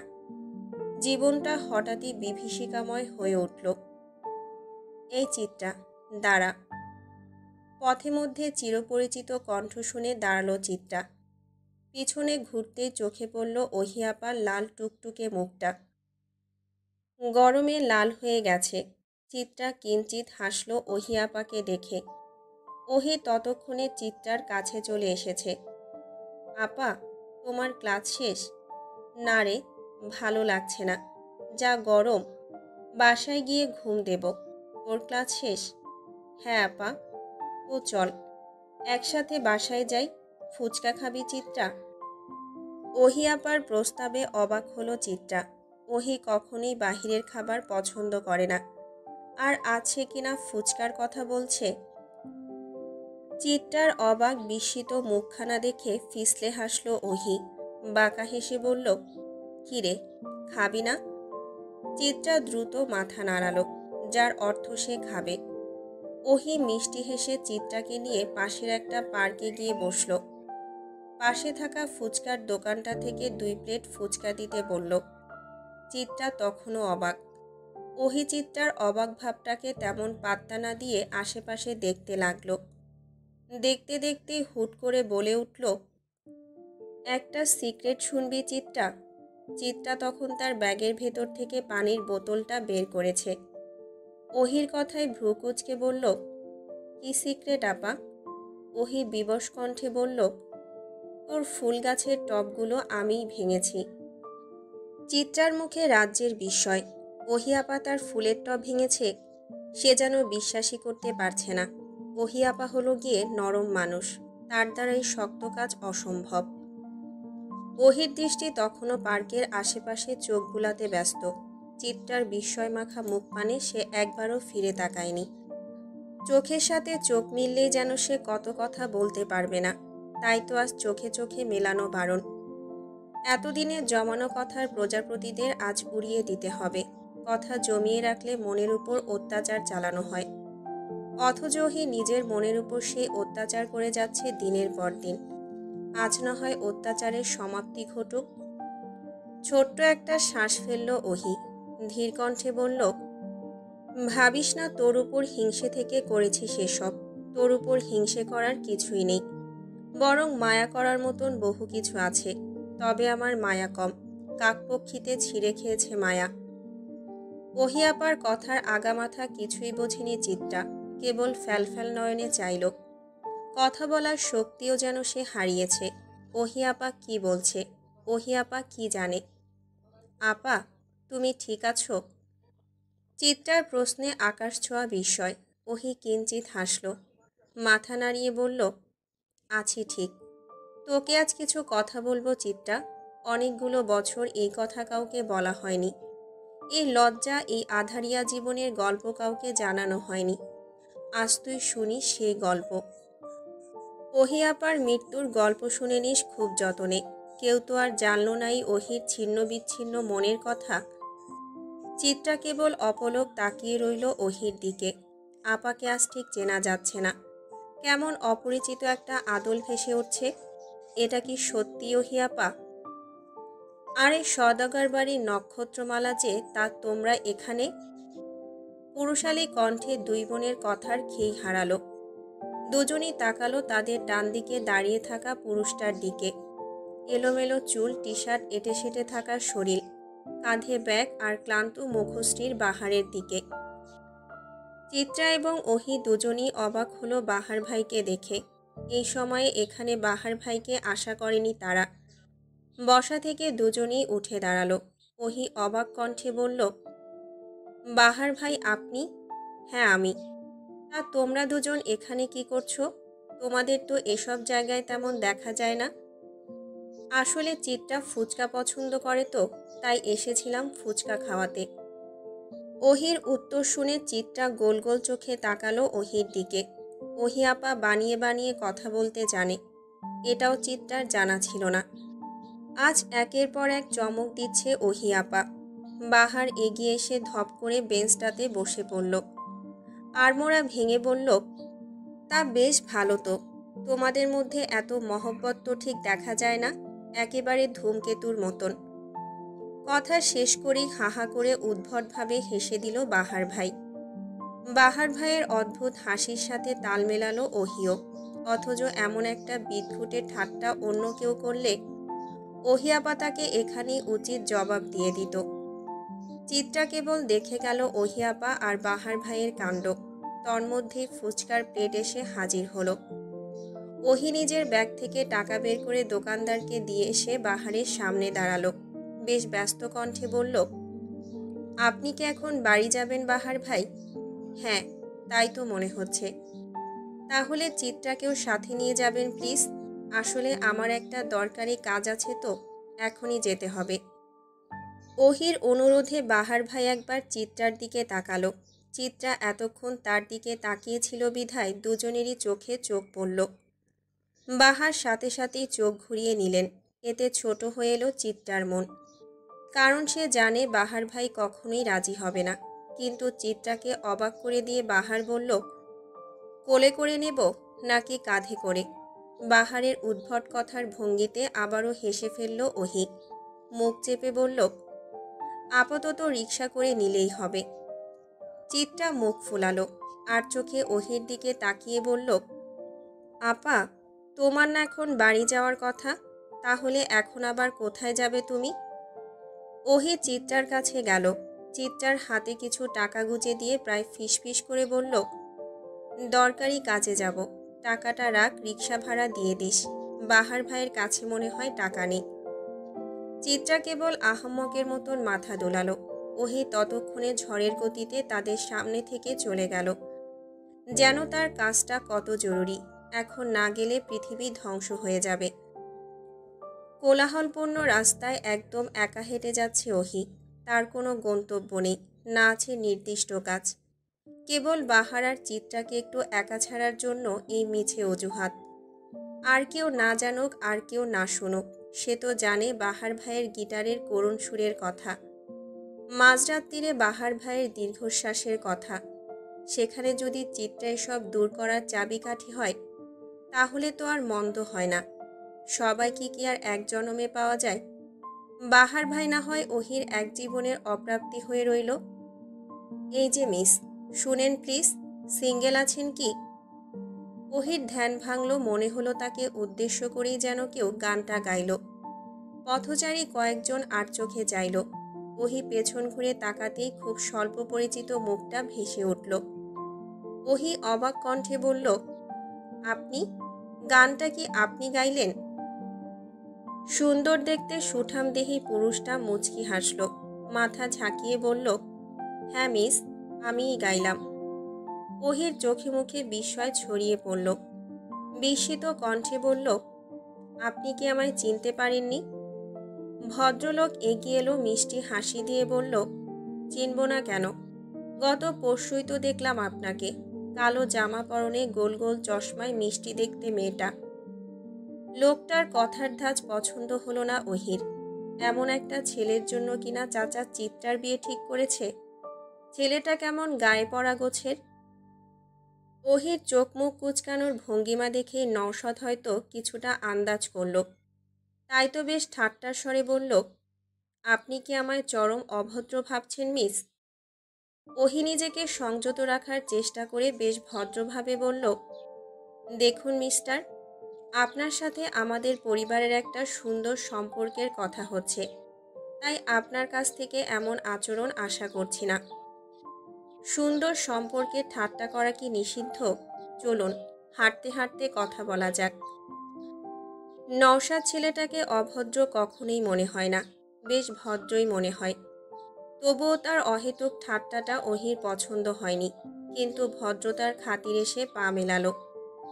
ওহিকে হাঁটতে দেখে মিষ্টি হাসল নওশাদ, ক্ষীণস্বরে বলল, আপনাকে নিয়ে হাঁটা হবে মোর শত আলোকবর্ষ পথ।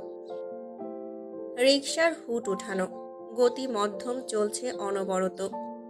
পাশাপাশি বসে আছে চিত্রা আর বাহার ভাই, চুপচাপ স্তব্ধ। অন্য সময় হলে চিত্রাই কত কথার ঝুড়ি নিয়ে বসত, কিন্তু আজ তার মনে ভীষণ শোক। কথা বলা যাবে না আর এই পাষণ্ড পুরুষের সাথে, আরও আগেই কথা বলবে না সে পণ করেছে। রাস্তার দুই সারিতে কৃষ্ণচূড়া গাছের মেলা, কি সুন্দর লাল টুকটুকে ফুল হাসছে অনবরত। রিকশার ক্রিং ক্রিং শব্দ। নীরবতা ভাঙল বাহার, বরাবরের মতন গাছাড়া ভাবে বলল, তা রঙ্গনা, মিষ্টি তো খাওয়ালে না? চিত্রা অসহায় দৃষ্টিতে তাকালো। লোকটা তাকে খুঁচিয়ে কি মজা পায়? হৃদয়ের জ্বালা বাড়িয়ে কি তৃপ্তি মেলে লোকটার? ছোট্ট একটা শ্বাস ফেলে সে, বুকের ভেতর ভারী ভারী হয়ে ওঠে কষ্টরা। লোকটার সাথে কথাই বলবে না সে? অভিমান জমিয়ে রেখে লাভ কি? আমরা বাঁচবই বা কতদিন? বাহার ভাইয়ের গম্ভীর কাঁপন ধরালো চিত্রার চিত্তে। হুট করে তাকাতেই দুজনের চোখে চোখ পড়ল। সময়টা প্রয়োজনের তুলনায় বেশি মধুর হলো।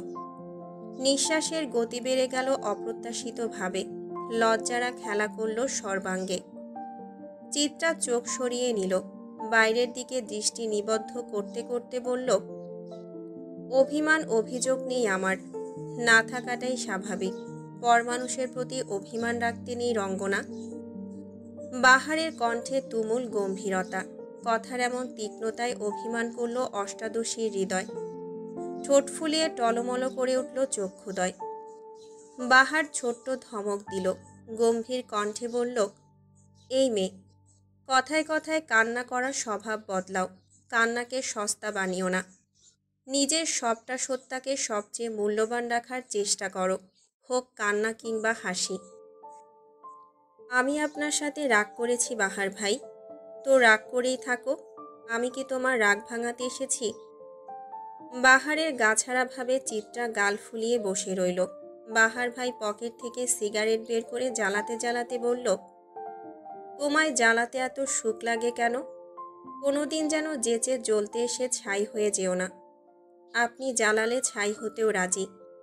শোনো রঙ্গনা, অনুভূতির এমন প্রকাশ্যে বর্ণনা আমার পছন্দ না। অনুভূতি গোপনে রাখতে হয়, তবেই না মূল্যবান হবে।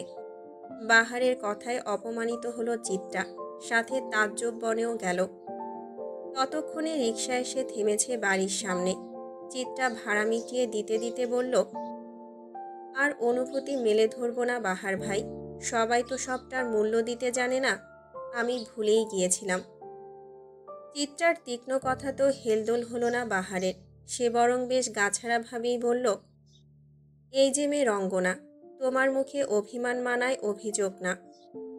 চিত্রা ততক্ষণে বাড়ির ভেতরে চলে গেছে। বাহার ছোট্ট একটা শ্বাস ফেলে। দীর্ঘশ্বাসের হাহাকার ভেসে গেল তার সাথে। আজ টিউশনিটাও চলে গেছে।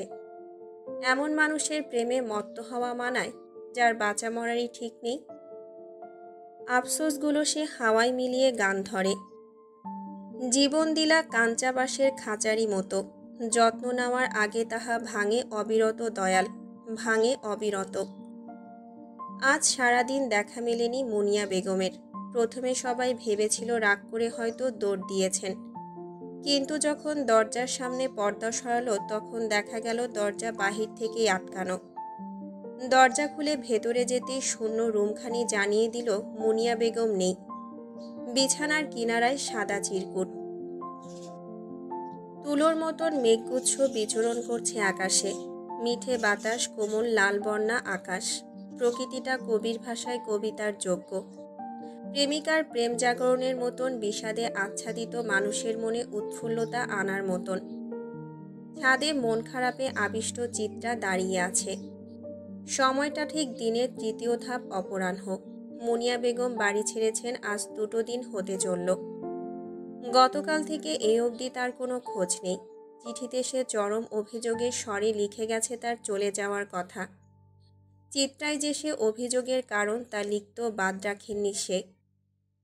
চিত্রা তার বাঁ হাতে গুজে রাখা মায়ের চিরকুটটা নিজের অক্ষিদয়ের সামনে মেলে ধরল, যেখানে কি সুন্দর করে গোটা গোটা অক্ষরে লেখা, প্রিয় চিত্রাঙ্গনা, চিঠির শুরুতে আমার এক আকাশ ভালোবাসা নিও। তোমায় আমি কতটা ভালোবাসি তা নিশ্চয়ই তোমাকে বিশ্লেষণ করতে হবে না। তোমার প্রতি আমার এক অগাধ মায়া আছে। কেন জানো? তোমায় যেদিন 2 হাতের মাঝে পেয়ে চোখ ভরে দেখলাম, সেদিন মনে হলো আমার মাকে দেখছি। সেই 2 দিনের শিশুটা কি মায়া লাগালো আমায় কে জানে। এরপর থেকে আমি আমার মা হারানোর শোক ভুলে গেলাম। তোমার পুরো নাম তোফা চিত্রাঙ্গনা। তোমার নামের আগে পরে কোনো পরিচয় নেই কেন বলো তো? কারণ আমি তোমায় এমন বানাতে চেয়েছিলাম যেন তুমিই তোমার পরিচয় হও।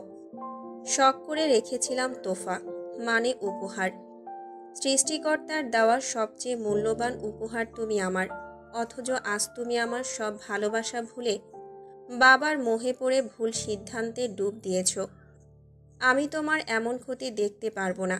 আমি এও জানি তোমার বাবা হয়তো খুব বাজেভাবে পিষে ফেলেছে তোমার মন গোপন কোনো কথার আস্তরণে, তাই তোমার এই সিদ্ধান্ত।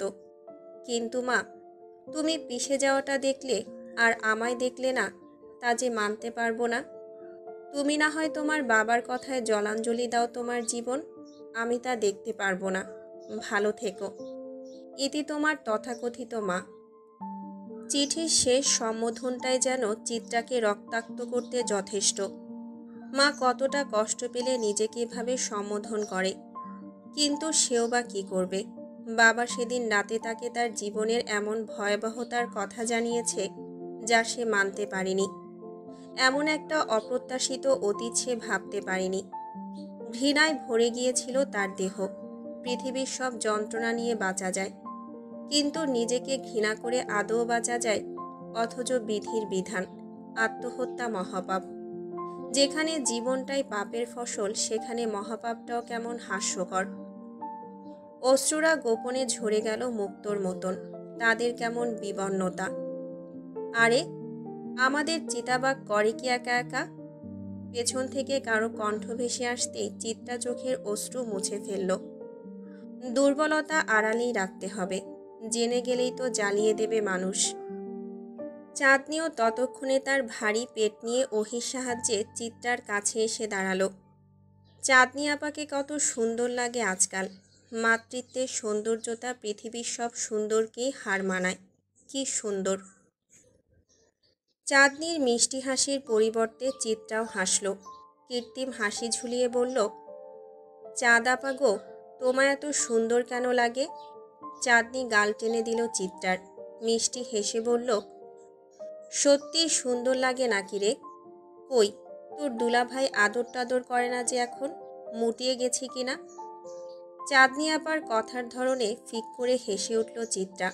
হাসতে হাসতে বলল, ছি আপা, শরম পাচ্ছ না তুমি? শরম কেন পাবো রে? সত্যি কথা বলতে কিসের শরম? শুনেছি দিনে 14 বার সত্যি কথা বলা যায়। আমি তো মাত্র একবার বললাম, তাও তোর সহ্য হচ্ছে না? চিত্রার ওহি সশব্দে আবার হেসে উঠল। চাঁদনি আপা যে চিত্রাকে হাসানোর জন্যই এসব বলেছে তার বুঝতে বাকি নেই কারো। তাল মিলিয়ে না হয় হাসা যাক, এই মানুষগুলো তো ভালোবেসেছে অনেক। হাসতে হাসতে কখন যেন আনমনেই চোখ থেকে গড়িয়ে পড়ল অশ্রুকণারা। আনমনেই না চাইতো শব্দ করে কেঁদে উঠল চিত্রা। সে যে ব্যথা লুকানোর মতন অত কঠিন আজও হতে পারেনি। আজও তার হৃদয়কে কংক্রিট ছুঁয়ে দিতে পারেনি। চাঁদনি এবং ওহি দীর্ঘশ্বাস ফেলল। ওহি এই প্রথম চিত্রাকে জড়িয়ে ধরল। আদুরে স্বরে বলল, কাঁদিস না চিত্রা, চাচি ফিরে আসবে। আদুরে আলাপে কান্নারা আহ্লাদ পেয়ে বসল। গা ছিটকে বেরিয়ে এলো তারা। কিছু কিছু সময় আমাদের অনুভূতিরা বড্ড অবাধ্য হয়। দেখতে দেখতে ভ্যাটিকান সিটিতে আজ কতদিনের বসবাস অবনী বেগমের। চেরিও এখন বেশ সুস্থ। এত দ্রুত তার সুস্থতা কল্পনার বাহিরে ছিল। মেয়েটাও হয়তো বুঝেছে তার মায়ের এই দেশে ভীষণ কষ্ট হচ্ছে। একাকিত্বের হাহাকার তার মাকেও কুরে কুরে খাচ্ছে। মেয়ের মাথায় অনবরত হাত বুলিয়ে যাচ্ছেন অবনী বেগম। আর কয়েকদিন পরেই দেশের মাটিতে হয়তো ফিরে যেতে পারবে তারা। হয়তো দুঃখ ভুলে আবার বাঁচতে পারবে সে। হয়তো আবারও হাসি খুশি একটা জীবন পাবে তারা। জীবনে অবনী বেগমের চাওয়ার আর কি ছিল? একটু সুখ, একটু ভালো থাকতে চাওয়ার ইচ্ছে ছাড়া। কিন্তু হঠাৎ জীবনটা দুর্বিষহ হয়ে যায় সেই অপরিচিত পুরুষের আগমনে। এরপর কত শত দিন গেল অবনী বেগম কেবল বেঁচে থাকার জন্যই বেঁচেছিলেন। ওহি যখন হলো তখন তার বয়স 18-19 হবে। সে মানতে পারেনি ওহিকে প্রথম প্রথম। সবার অমতে মেয়েটাকে হোস্টেলে রাখে, কিন্তু যখন মা হওয়ার মর্ম বুঝল, ততদিনে মেয়েটা তার থেকে অনেক দূরে সরে গেছে। কাছাকাছি এনেও সে দূরত্ব মেটাতে পারেনি। অবনীর ভাবনার মাঝে কেবিনের দরজা খুলে প্রবেশ করল আমজাদ। পরনে তার বেশ ফরমাল পোশাক। প্রতিদিন সে মেয়েকে এসে দেখে যায়। স্ত্রীর সাথে খুব কমই কথা হয় তার, না পারতে বলে আর কি। আমজাদকে দেখেও তেমন একটা হেলদোল দেখালো না অবনী। আগের জায়গায় বসে রইল নীরব হয়ে। আমজাদ কেবিনে প্রবেশ করে শার্টের বোতাম দুটো খুলে দিল। সরাসরি অফিস থেকে এসেছে বোধহয়। ফোনটা চেরির বেডে রেখে সে কেবিনের সাথে লাগোয়া ওয়াশরুমে গেল বোধহয় হাত মুখ ধোয়ার জন্য। আমজাদের বয়স ৪৫-এর এপার ওপার হবে। এখনও দেখতে বেশ সুন্দর লাগে। যখন তাদের বিয়ে হয় তখনও আমজাদ এতটা বোধহয় সুপুরুষ ছিল না, কেমন বোকা বোকা ছিল। সাধে কি আর মানুষ বউ পাগল বলতো? অথচ আছে আমজাদ গম্ভীর শীতল। হঠাৎ নিস্তব্ধ এই কেবিনটাকে শব্দে ভরিয়ে দিতে উচ্চ শব্দে বেজে উঠল আমজাদ সওদাগরের ফোন। অবনী বেগম তাকাবে না করেও কৌতূহল নিয়ে তাকালো ফোনের স্ক্রিনে। সেখানে জলজল করছে সেই মধ্যরাতে হৃদয় ঝলসে দেওয়া নামটা, জেসি। অবনী বেগম সাথে সাথে শ্বাসটা বন্ধ করে নিলেন। এই বয়সে এসে সঙ্গী হারানোর তীব্র ব্যথা সে নিতে চায় না। অথচ সে যতই দূরে যাচ্ছে সেসবের থেকে ততই যেন তাকে এসবে জাপটে ধরছে। বারবার একই যন্ত্রণা যে কতটা ভয়ঙ্কর তা ব্যাখ্যা করার মতো না। ফোনটা বাজতে বাজতে কেটে যেতেই ওয়াশরুম থেকে বেরিয়ে এলো আমজাদ। অবনীর ঘামে চুপ হওয়া মুখমণ্ডলে দৃষ্টি নিবদ্ধ হলো তার। অবনীর কাছে এসেই সে অবাক কণ্ঠে প্রশ্ন করল, এমন শীতল রুমেও ঘামছ কেন অবু? তোমার কি শরীর খারাপ করছে? অবনী বেগম নিজেকে যথেষ্ট সংযত করার চেষ্টা চালালেন। অস্বাভাবিক শ্বাস প্রশ্বাসকে নিয়ন্ত্রণে আনতে সক্ষম হলো সে। শাড়ির আঁচল দিয়ে মুছে নিলেন নিজের মুখমণ্ডলটা। অতঃপর বেশ ধীর কণ্ঠে বলল, ঠিক আছি আমি। কথাটা যেন বিশ্বাস করতে পারলেন না আমজাদ সওদাগর। স্ত্রীর পাশে এসে কপালে হাত দিয়ে জ্বর পরীক্ষাও করলেন সে। তাপমাত্রা স্বাভাবিক দেখে কপাল কুঁচকালেন। স্বাভাবিক কণ্ঠে বললেন, জ্বর তো ওঠেনি, তবে এমন অসুস্থ লাগছে কেন তোমাকে? আজও আমার অসুস্থতা তোমায় ছুঁতে পারে আমজাদ? অবনীর ৪০তম বয়সের কণ্ঠে পঞ্চদশীর ছোঁয়া, কি প্রগাঢ় অভিমানের ছাপ। আমজাদ কি বুঝতে পারল সেই অভিমান? তন্মধ্যে আবারও সশব্দে বেজে উঠল আমজাদের ফোন। ফোনের স্ক্রিনে তাকিয়ে সে খুব ধীরে কেবিন ছেড়ে বেরিয়ে গেল। অবনী বেগম শ্বাস ফেললেন, তাচ্ছিল্য করে বললেন, কিছু মানুষের কোনো নিজস্ব ঠিকানা হয় না, ভবঘুরে হয় সেই মানুষ। আমিও তেমনই কুলহীন। কোচিংয়ের নাম করে বেশ রাত হলো চিত্রা রাস্তায় ঘুরে বেড়াচ্ছে।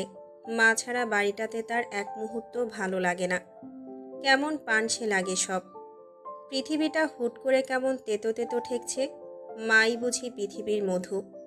কাঁধে ব্যাগ, ছোট চুলগুলো একপাশে বেনি গাঁথা, শরীরে বেশ সাদামাটা জামা, ছাই রঙা। এধারও ওধার কেবল উদ্দেশ্যবিহীন ঘুরে বেড়ানো। আরে রঙ্গনা, রাস্তায় কি করে? চিত্রা থামল।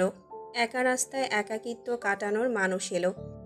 সে ধীরগতিতে পাশ ফিরে চাইতেই বাহারের হাস্যোজ্জ্বল মুখটা দৃষ্টিগোচর হলো। বাহার ভাই সচরাচর হাসেন না, অথচ আজ কি সুন্দর হাসির ঝিলিক মুখ জুড়ে। চিত্রা থামল, ধীর কণ্ঠে বলল, আপনি এই রাস্তায় যে বাহার ভাই? বাহার চিত্রার পাশাপাশি দাঁড়িয়ে হাসি মুখে বলল, হ্যাঁ, কাজে এসেছিলাম। তা তুমি এখানে কেন? এমনি, কোচিং করতে এসেছিলাম। তোমার কোচিংয়ের রাস্তা তো এটা না, ঘুরছিলে একা একা। বাহারের দৃষ্টি তখনও চিত্রার মুখমণ্ডল জুড়ে, চোখে অবাধ প্রশ্নদের ছড়াছড়ি। চিত্রা ধীর কণ্ঠে বলল, ভালো লাগছিল না বাহার ভাই। আম্মু যে কোথায় গেল। চিন্তা করো না, ফিরে আসবেন। তোমার মিছে জেদের জন্য উনি বোধহয় অনেক কষ্ট পেয়েছে। অহেতুক কাজটা না করলেও পারতে। চিত্রার খুব গোপনে একটা দীর্ঘশ্বাস বেরিয়ে এলো। কোমল কণ্ঠে বলল, আমি কি করতে চেয়েছিলাম নিজের সর্বনাশ? বাবার আকুতি আমার অতীত নিয়ে তাচ্ছিল্য আমি মেনে নিতে পারিনি বাহার ভাই। বাহার দাঁড়ালো, চিত্রার মুখে তাকালো। কিছু একটা ভেবে সে ফুটপাতের কিনারায় এসে বসল। হলুদ আলোয় রাস্তাটা কেমন মোহনীয় লাগলো। চিত্রাও বাহারের পাশে এসে বসল।